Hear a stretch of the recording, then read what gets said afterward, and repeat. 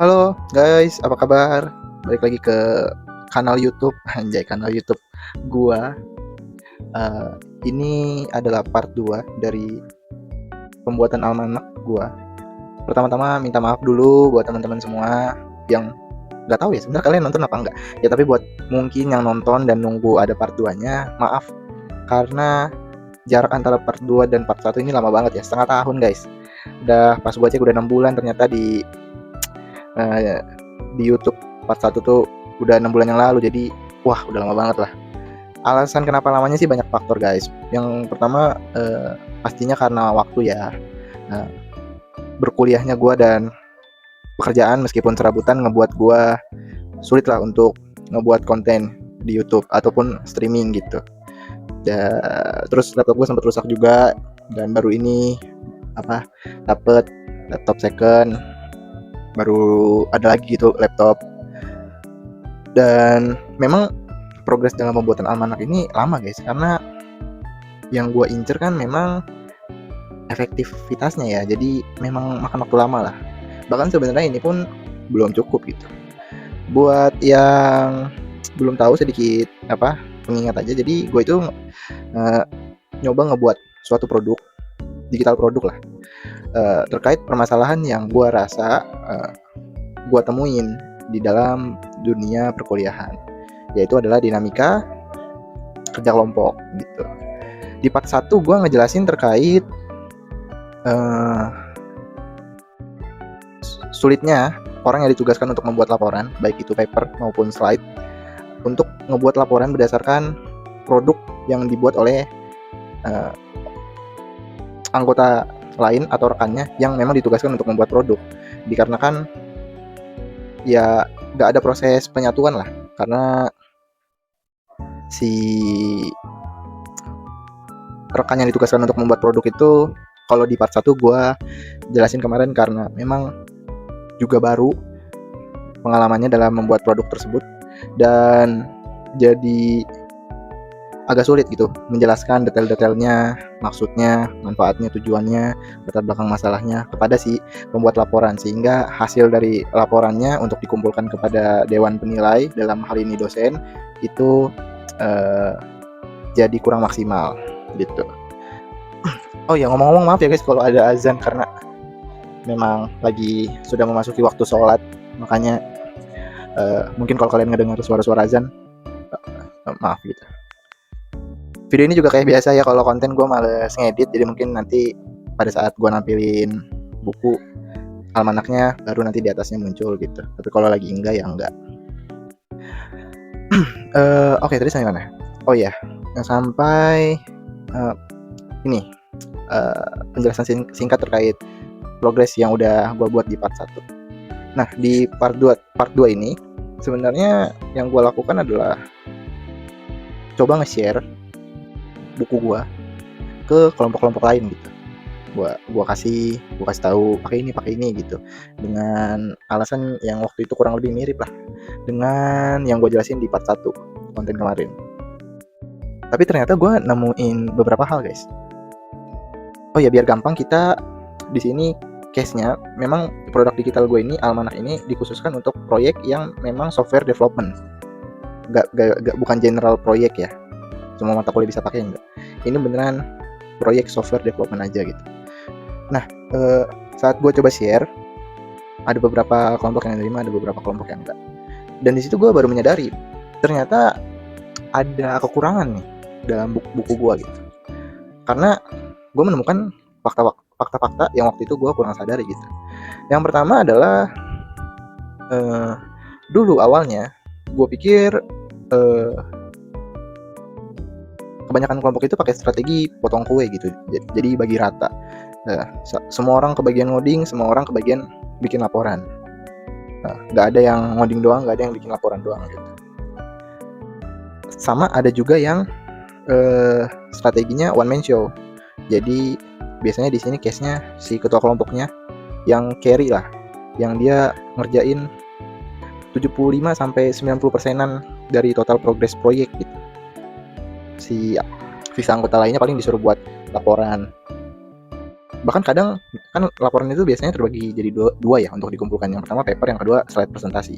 Paper untuk nanti dikasih langsung gitu. Kalau yang slide itu kalau slide itu yang sifatnya dikirim.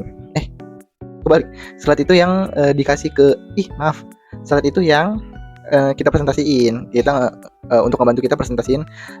Maaf guys, tadi mati ternyata karena baterai smartphone gue habis, jadi tadi gue cas dulu dan ini baru penuh lagi.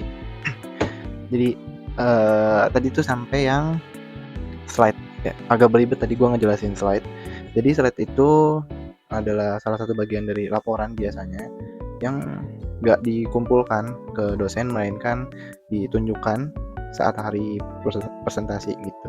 Jadi itu biasanya ngebantu kita buat ngejelasin produk atau dalam hal ini sistem ya, software yang kita buat selagi dosen juga membaca laporan kita yang bentuknya paper, biasanya makalah gitu.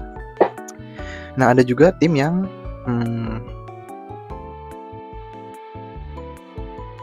belum sampai situ. Nah, terus yang gue sadari adalah biasanya strategi potong kue itu, bagi rata itu hanya terjadi di semester awal guys, di semester 1 sampai 2 lah. Nah, mulai dari situ biasanya terpecah tuh jadi 2 bagian. Salah satu bagiannya adalah strategi one man show tadi, dimana satu orang itu ngerjain lebih dari setengah progres proyek gitu. Istilah kasarnya sisa dari rekan timnya itu biasanya hanya numpang nama. Terjadi umumnya karena mungkin trauma atau kecewa daripada strategi potong kue yang mereka kerjakan sebelumnya hasilnya kurang memuaskan. Mungkin 1 sampai beberapa orang tidak mengerjakan bagiannya dengan maksimal sehingga masih harus backup, dan itu mungkin membuat trauma sendiri mungkin buat yang backup. Jadi semester seterusnya dia memakai strategi one man show. Mungkin itu ketakutan dari ketidakpercayaan dia lah terhadap rekan-rekan timnya gitu. Nah, pecahan yang kedua adalah dari strategi potong kue itu biasanya jadi tim yang solid gitu. Dia bisa mecah peran itu benar-benar satu orang satu peran. Ketua kelompok, ini gue pakai kasus software development ya, mata kuliah yang berhubungan dengan software development, pengembangan perangkat lunak, apapun, website, desktop, mobile. Pecahannya ini gue sebut yang pecahan yang kedua ini strategi spesialis lah. Dia itu benar-benar rapi. Nah, jadi ketua kelompok itu layaknya PM gitu, yang tugasnya ngelobi-lobi, backup modal dan lain sebagainya gitu. Punya wibawa, punya aura. Terus biasanya ada sistem analis, ada front end developer, back end developer, atau misalnya maksimal 5 biasanya full stack tuh dia, full stack developer. Terus ada UI, UX designer, dan yang terakhir ada yang ngebuat laporan itu sendiri guys. Nah, kenapa hal tersebut menjadi permasalahan baru tentang progres pembuatan almanak gua? Itu karena nih, gua akan tunjukkan spill sedikit guys terkait progresnya. Jadi nanti gua akan tunjukkan mungkin di atas atau bentuknya kayak slide gitu. Screen record screen ini gua kecilin. Bentar ya, itu harusnya ada di sini.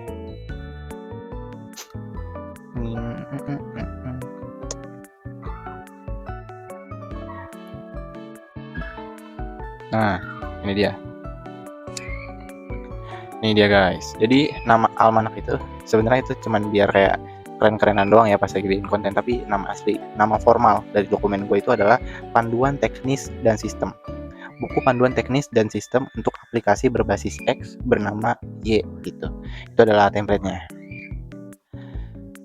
Nah, gue akan spill buat sekarang mungkin daftar isinya dulu aja guys. Jadi seperti yang kalian lihat ya, ini terdiri dari 5 bab buku gue ini. Pendahuluan untuk bab 1. Isinya itu adalah detail terkait latar belakang masalah yang coba diambil oleh kelompok tersebut untuk membuat sistem. Jadi ada latar belakangnya, baru di situ ada tujuan dibuatnya sistem ini berdasarkan latar belakang masalah yang coba mereka ambil. Terus di bab 1 itu juga ada ruang lingkup sistem, jadi batasan. Kira-kira dari latar belakang masalah yang mereka ambil, lalu tujuan sistem yang coba mereka capai, kira-kira batasan dalam lingkup sistemnya itu seperti apa. Mereka akan buat apa saja dan nggak akan buat apa saja gitu. Mereka akan mendeskripsikannya by point per point, supaya ada batasan gitu, biar rentang waktu pengerjaannya lebih jelas. Lalu yang terakhir di bab 1 itu ada peran pengguna atau user roles. Jadi dijabarin di sini yang akan pakai sistem ini berdasarkan latar belakang masalah, tujuan sistem dan ruang lingkup sistem yang sudah mereka isi, itu kira-kira penggunanya ada apa saja dan tugas dari tiap pengguna atau aktivitas yang bisa dilakukan tiap pengguna di sistem ini tuh ngapain aja gitu. Nah, bab 2 itu adalah arsitektur dan perancangan sistem. Ada subbabnya juga tuh, alur kerja, perancangan database, arsitektur perangkat lunak, dan aspek keamanan. Ya ini kalian udah tahu lah ya. Sebenarnya ini versi yang lama, ada lagi gue tambahin itu di UML, di salah satu subbab bab 2. Ya ini adalah proses perancangan biasanya. Jadi buat diagram alur, terus ngerancang database, ERD-nya, LRS-nya, entity relationship diagram, terus logical record structure, terus arsitektur perangkat lunak. Biasanya di sini adalah menentukan kira-kira mau pakai framework backend apa, framework frontend apa, web servernya apa, dan alasan kenapa itulah yang paling tepat untuk digunakan. Lalu ada aspek keamanannya, misalnya saat login gimana, database-nya gimana, begitu. Bab 3 panduan UI UX, ada tipografi, palet warna, dan tampilan antarmuka, screenshot gitu bentuknya, galeri. Nah, yang bab 4 dan bab 5 ini panduan penggunaan aplikasi dan panduan teknis dan instalasi. Bab 4 ini gunanya untuk pengguna yang mau pakai sistem. Kalau bab 5 ini gunanya untuk developer yang mau melanjutin proyeknya. Bisa baca di bab 5. Nah, kenapa fakta-fakta terbaru yang gue temukan selama 6 bulan ini bermasalah dengan template yang gue buat? Karena target pasarnya jadi semakin kecil, guys. Di semester sekarang kan udah gak ada nih yang pakai strategi potong kue di kelas gue ya. Kasusnya yang gue ambil di sini adalah di kelas gue. Udah gak ada yang pakai strategi potong kue. Adanya strategi one man show atau yang memang dipecah secara spesialis. Dari total hampir sekitar 10 kelompok, kayaknya cuma 2 yang pakai strategi spesialis. Sisanya one man show. Kalau gue lihat dari kacamata gue ya, mungkin hanya asumsi semata, tapi sepertinya memang benar gitu. Sekitar 8 dari 10 itu one man show dia, di carry sama 1 orang lah. Sisanya hanya ngerjain laporan, baik itu yang paper maupun slide, atau bahkan laporan yang cuma slide. Jadi si one man show-nya itu bahkan ngerjain sampai laporan yang bagian paper gitu. Nah, kenapa target pasarnya jadi membingungkan nih buku gua? Karena kalau gua kasih ke kelompok yang ngegunain strategi one man show, itu kayaknya dia bahkan udah males. Soalnya kan dia udah ngerjain semuanya gitu. Bahkan ada case yang tadi gue ceritain, dia bahkan ngerjain sampai laporan yang bagian yang formatnya paper.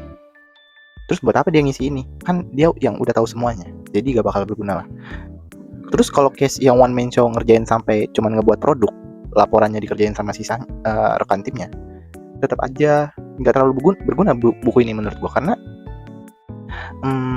kalau yang gue rasa ya pada akhirnya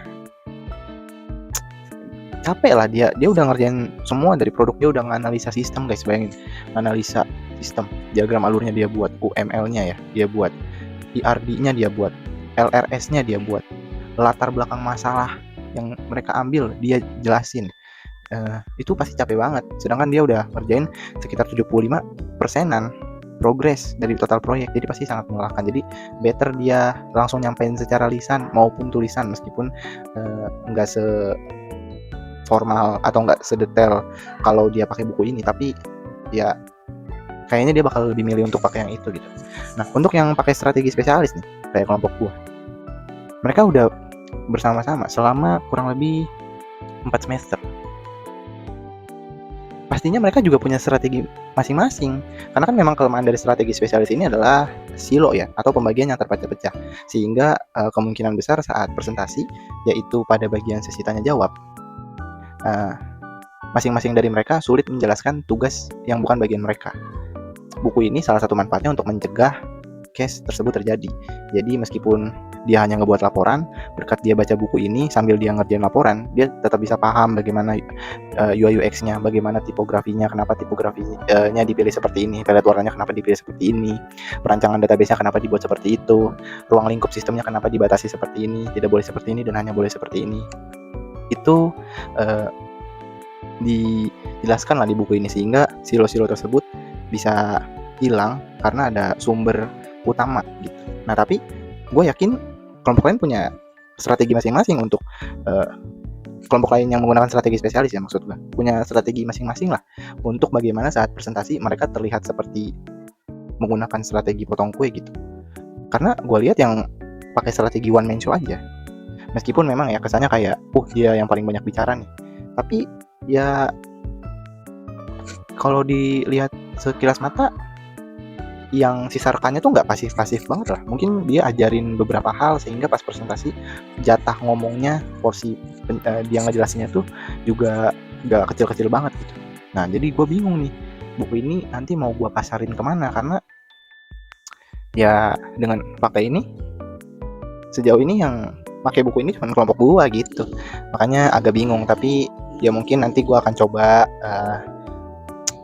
pikir-pikir lagi, kira-kira apakah suara motor, sorry guys.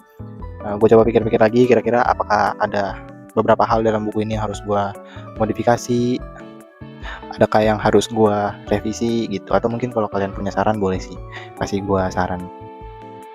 Gitu aja sih buat progress part 2 ini. Kalau misalnya gue udah nemuin sebuah temuan baru terkait hal-hal yang mungkin bisa membuat produk digital gue ini gue cukup percaya diri untuk gue bisa jual di pasaran, gue akan lanjut part 3. Tapi gue gak bisa janji dalam waktu dekat dengan alasan-alasan yang gue udah jelasin di awal video. Kesibukan kuliah, kerjaan, dan memang kesulitan dalam research terkait relevansi produk digital gue ke target pasar, itu memang membutuhkan waktu yang gak sebentar guys, gitu sih.